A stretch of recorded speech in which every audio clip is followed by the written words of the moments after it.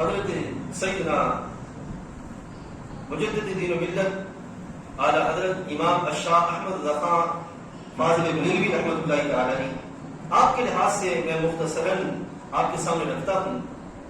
آپ اس امت کے پچھلے جو مجددین کی فہرست ہے ان میں سے آخری مجدد، آپ کی جو شخصیت ہے. اور مجدد کون ہوتا ہے؟ معقول اسلام کی حدیث تجربہ موجود ہے کہ رب ذوالجلال جل وعلا میری امت میں مجدد رکھے گا، لائے گا کہ جن کا کام یہ ہوگا کہ وہ ہر دور کے اندر دین کی تجدید کا اہتمام کرے. اب دین کی تجدید کس لحاظ سے کہ ہر دور کے اندر تین طرح کے لوگ ہوں گے، جاہلین ہوں گے، غالین ہوں گے، بدعتی لوگ ہوں گے. یہ اپنی بدعتوں کو، اپنی جہالت کو اور اپنے غلو کو اسلام بنا کر پیش کریں. ان کے سبب جو اسلام پر غبار آ جائے گا، اس غبار کے سبب جو اسلام کی اصل شکل جو ہے وہ بگڑ جائے گی. تو یہ مجددین کیا کریں گے کہ اس غبار کو دور کر کے اسلام کی اصل صورت لوگوں کے سامنے پیش کرنے کا اہتمام کریں. ان کو مجدد کہا جاتا ہے.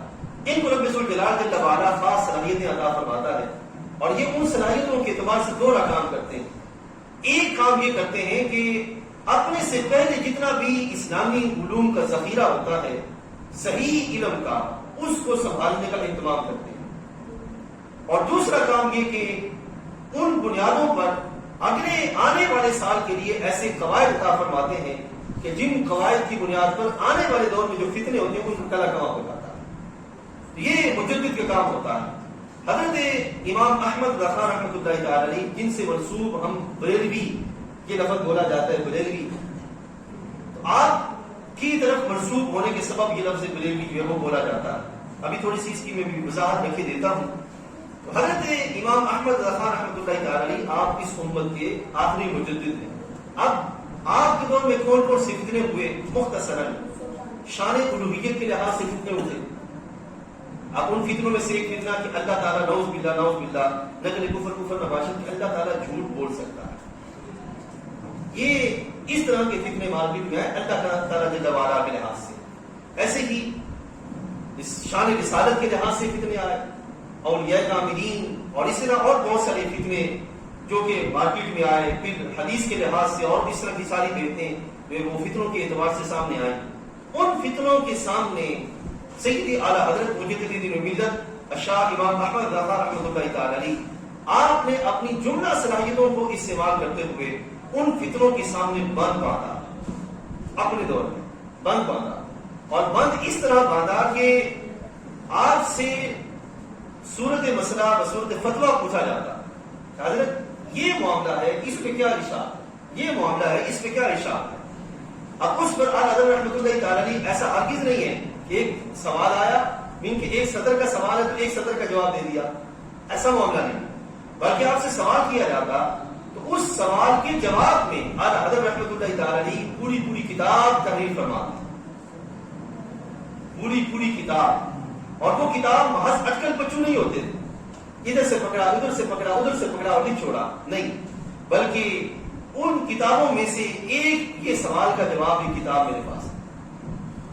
یہ ایک تعارف کے طور پر میں آپ کے سامنے لایا ہوں. ایک سوال کا جواب آپ سے سوال یہ کیا گیا، اور سوال کیا تھا کہ کیا انبیاء و اولیاء اللہ کے مبارک بندے مشکل کشا ہے کہ نہیں، حاجت روا ہے کہ نہیں، یعنی کہ ان کی برکت سے بلائیں دور ہوتی ہیں کہ نہیں ہوتی.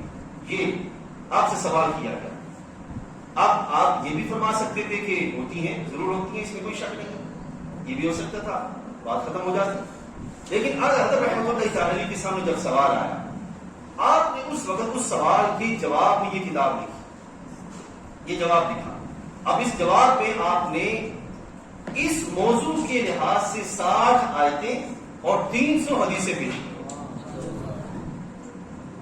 کتنی آیتیں؟ 60 آیتیں اور 300 حدیثیں پیش کی. یعنی کہ اس موضوع کے متعلقہ جتنے بھی بحث تھی وہ ساری کی ساری آپ نے اس میں جمع فرمائی، اور اس انداز کے ساتھ جمع فرمائی کہ اب ان کے بعد اگلی صدی تک جتنے بھی فتنے اٹھیں گے ان فتنوں کا قاعدہ بیان کر دیا کہ اس کو سامنے رکھ کے تم جواب دینے کا اہتمام کر سکتے ہو. یہ ہے حضرت سیدی اعلی حضرت امام احمد رضا رحمۃ اللہ تعالی علیہ. اور اس میں ایک مثال عرض کر کے پھر ہم بات کو ختم کرتے ہیں، چونکہ میں نے کہا تھا کہ 8:45 بجے انشاءاللہ دعا ہو جائے گی، تو بس ایک مثال سن لیجیے. اس مثال کے ذریعے آپ کو بہت سارے فتنوں کا جواب مل جائے گا. مثال یہ ہے کہ ایک جملہ چھوٹا سا، وہ مومن بھی بولتا ہے، کافر بھی بولتا ہے، لیکن اس ایک چھوٹے سے جملے میں اگر کافر بولے تو اس کا کفر پکا ہوتا ہے، اور اگر مومن بولے تو اس سے اس کا ایمان واضح ہوتا ہے. اور وہ جملہ کیا ہے؟ جملہ یہ ہے کہ زمین نے پھل دیا، مجھے میری زمین نے پھل دیا. یہ چھوٹا سا جملہ ہے. اب یہ جملہ اگر کافر بولے تو اس سے اس کا کفر سامنے آئے گا، اور یہ اگر مومن بولے تو اس سے کچھ اور مراد ہوگا.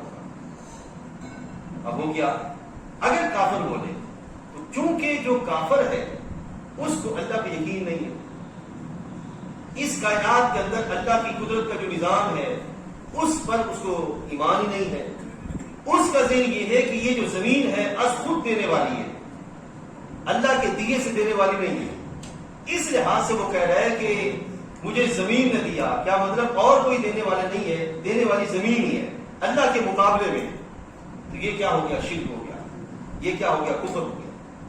ٹھیک ہے. لیکن اگر کوئی مومن کہے اس سے پھر کیا مراد ہوگی کہ مجھے زمین سے میرے رب نے پھل دیا، مجھے میرے رب نے زمین سے پھل دیا. اب یہ کیفیت بن جائے گی.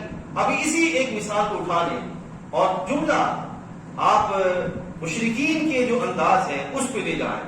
آپ کو دیکھا ہوگا فیس بک پر ایک نظم چلتی ہوتی ہے، اس میں کہتا ہے کہ ایک ہندو کی پکار، اور اس میں بولا جا رہا ہوتا ہے کہ دیکھو ہم مورتیوں کے پاس جاتے ہیں، تم قبروں کے پاس جاتے ہو، اور اس طرح کے بہت سارے کلام. ان کا مورتیوں کے پاس جانا اس لحاظ سے ہے کہ یہ از خود کرنے والے ہیں. سمجھا؟ از خود اپنے سے فی نفسی ہی یہ خود کرنے والے ہیں. اور اگر دوسری طرف دیکھا جائے مومن جو بزرگان دین کے پاس جائے، یہ جملہ بولا جاتا ہے مجھے سرکار نے عطا فرمایا. عموماً ہمارے بزرگ بولتے ہیں سرکار کی برکت سے، سرکار کی عطا سے. تو سرکار کی عطا سے کیا مطلب؟ اللہ تعالیٰ نے سرکار کی برکت سے عطا فرمایا، سرکار کی دعا سے مجھے رب نے عطا فرمایا. یہ ہے وہ چیز جو کہ دادا صاحب حضرت امام اعلی حضرت رحمۃ اللہ تعالی نے اس کتاب میں وضاحت کے ساتھ پیش کی کہ یہ جو استمداد ہے یا توسل ہے یا استغاثہ ہے، یہ سارے کے سارے معاملات کیا ہیں، اور اس میں جو دھوکہ دیا جاتا ہے وہ دھوکہ کیا ہے. مشرک کی سوچ اور ہے. مشرک اگر یہ جملہ کہے گا کہ مجھے میری مورتی نے دیا تو اس کا معاملہ کفر والا ہوگا، اور مومن کہے کہ اگر مجھے داتا نے عطا فرمایا تو وہاں پہ معاملہ اور ہوگا. بہت سارے احباب ایسے جو کہتے ہیں کہ جناب وہ بھی نماز پڑھتے ہیں، ہم بھی نماز پڑھتے ہیں، ہمارے اور میں فرق کیا ہے؟ یہ ہے فرق جو کہ واضح کرتا ہے کہ جو مومنوں پر عام مسلمان پر شرک کا فتویٰ لگائے، ایسے بندے کا معاملہ کیا ہے، اور مومن مسلمان کی سوچ حقیقت میں کیا ہے، اور بندے ان کے لحاظ سے وہ کیا سوچ رکھتا ہے. یہ چیز جو واضح کرنے والی ہے. یہاں پہ باتیں بہت سی ہیں کہ حضرت جابر بن عبداللہ رضی اللہ عنہ کے دور کے اندر، آپ کے دور میں ایک خارجی جماعت اس کے سامنے آ چکی تھی. خارجی جماعت، یہ جو خارجی ہیں آج کے دور میں یہ جو طبقہ وہابی اور اہل حدیث ہے، یہ انہی کی ایک ذیلی شاخ ہے جو مارکیٹ میں ہے. اب یہ اس وقت خارجی تھے. خارجیوں کا ایک ٹولہ اٹھا اور کہنے لگا کہ چلتے ہیں حج کی طرف. اور تبلیغ کا انہیں بڑا شوق تھا. آج بھی تبلیغیوں کو تبلیغ کا بڑا شوق ہے. تبلیغ ہونی چاہیے، لیکن تبلیغ میں تبلیغ ہی ہونی چاہیے، تبلیغ میں کچھ اور نہیں ہونا چاہیے. اب اس وقت انہیں بڑا شوق تھا تبلیغ کے لیے. چلے تو جب چلے تو رستے میں مدینہ شریف آن پڑا. انہوں نے کہا کہ پہلے مکہ شریف بعد میں جاتے ہیں، پہلے ادھر چلتے ہیں. وہاں پہ پہنچے تو آگے جب پہنچے تو دیکھا کہ مسجد نبوی شریف میں درس ہو رہا ہے. اور درس کون دے رہے ہیں؟ حضرت جابر بن عبداللہ رضی اللہ تعالی عنہ. اور درس کس موضوع پہ دے رہے ہیں؟ شفاعت مصطفیٰ.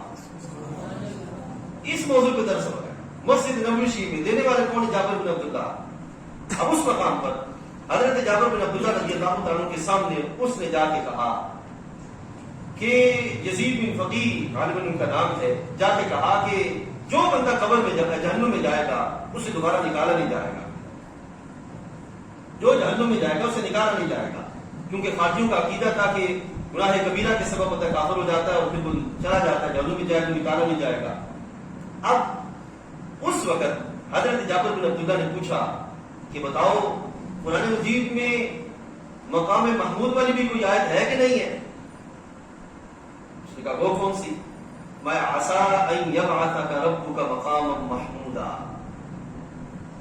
اب وہ یزید بن فقیہ کہتے ہیں کہ چونکہ مجھے وہ آیتیں پڑھائی گئی تھی جو بتوں والی اور کفار والی ہیں اور یہ آیت پڑھائی نہیں گئی تھی، جب میں نے یہ آیت سنی تو میرا ہوش ٹھکانے آیا کہ قرآن میں اللہ نے مومنوں کے لیے کچھ اور فرمایا ہے۔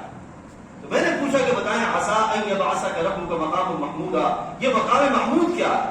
یہ وہی مقام محمود ہے جس کے بارے میں بیان کیا گیا وسیلہ، ٹھیک ہے نا، دعا مانگتے ہیں نا، رب هذه الدعوة التامة والصلاة القائمة آت سیدنا محمد الوسیلہ۔ اب یہاں مقام محمود کے لحاظ سے پوچھا تو پوچھے کہ یہ کیا مقام محمود ہے؟